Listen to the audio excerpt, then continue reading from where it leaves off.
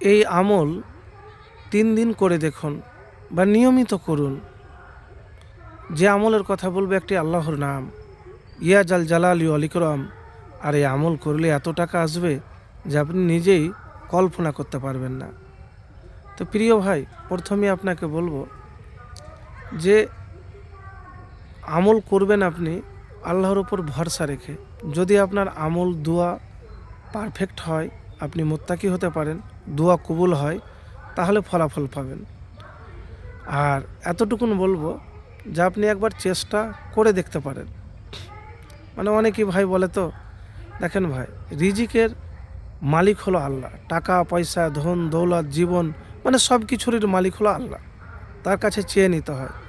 যদি আপনার চাওয়াটা আল্লাহর কাছে গ্রহণযোগ্য হয়, কবুল হয়, তাহলে আপনি পাবেন। টাকার যে প্রয়োজন এটা খুবই, কেন আল্লাহ সুবহানাহু ওয়া তাআলা বলেছেন যে নামাজের পরে জমিনে রিজিক তলাশের জন্য কি করো, ছড়িয়ে যাও। তো রিজিক তলাশ করার ব্যাপারে আল্লাহ সুবহানাহু ওয়া তাআলাই বলেছেন। তো রিজিক শুধু টাকা নয়, অনেক কিছু সুখ শান্তি সব কিছুই। তো মানুষ সহ সকল প্রাণীর রিজিকের মালিক একমাত্র আল্লাহ রাব্বুল আলামিন। রিজিক একটি বিস্তৃত ক্ষেত্র যার সর্বনিম্ন স্তর হচ্ছে টাকা পয়সা অর্থ সম্পদ। রিজিক বৃদ্ধির জন্য আল্লাহর কাছে দোয়া করতে হয়। তা অনেকেই কোন দোয়া পড়লে টাকা আসে জানতে আগ্রহী। আজকে কোন দোয়া পড়লে টাকা আসে তা নিয়ে আলোচনা করব। কোন দোয়া পড়লে টাকা আসে আর কী আমল করলে রিজিক বৃদ্ধি হয়। তো প্রথমে বলবো, এমন কোনো দোয়া নেই যে দোয়া পড়লে টাকা আসে। তবে চাইতে পারেন, নির্দিষ্ট কোনো দোয়া নেই হাদিস কোরআনে। রিজিক বৃদ্ধির দোয়া আছে, তো রিজিকটাও টাকার মধ্যে পড়ে। তো প্রিয় ভাই, আমি আপনাকে বলবো কোন দোয়া পড়লে টাকা আসে মানে রিজিক বৃদ্ধি পায়। তো একটি দোয়ার কথা বলবো।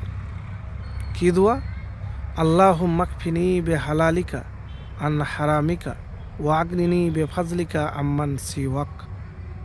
এই দোয়াটি পাঠ করবেন। আল্লাহুম্মা কফিনি বে হালালিকা আন হারামিকা ওয়াগনিনি বে ফাজলিকা আম্মান সিওয়াক। আর আল্লাহর একটি নাম বেশি করে পড়বেন, আর দুরুদ শরীফ আর আল্লাহর প্রশংসা। আল্লাহর প্রশংসা, দুরুদ শরীফ আর ইয়া জাল জালালি ওয়াল ইকরাম। আল্লাহুম্মা কফিনি বে হালালিকা আন হারামিকা ওয়াগনিনি বে ফাজলিকা আম্মান সিওয়াক। অর্থ হলো, হে আল্লাহ, হারামের পরিবর্তে তোমার হালাল রুজি আমার জন্য যথেষ্ট করো, আর তোমাকে ছাড়া আমাকে কারো মুখাপেক্ষী করো না, এবং সেই অনুগ্রহ দ্বারা আমাকে সচ্ছলতা দান করো। তো এই দোয়া পাঠ করবেন, আল্লাহর কাছে দোয়া করবেন। একবার করে দেখুন, একবার আল্লাহর হয়ে যান, আল্লাহ আপনার হয়ে যাবে। আল্লাহর কাছে চান, আপনাকে নিরাশ করবে না।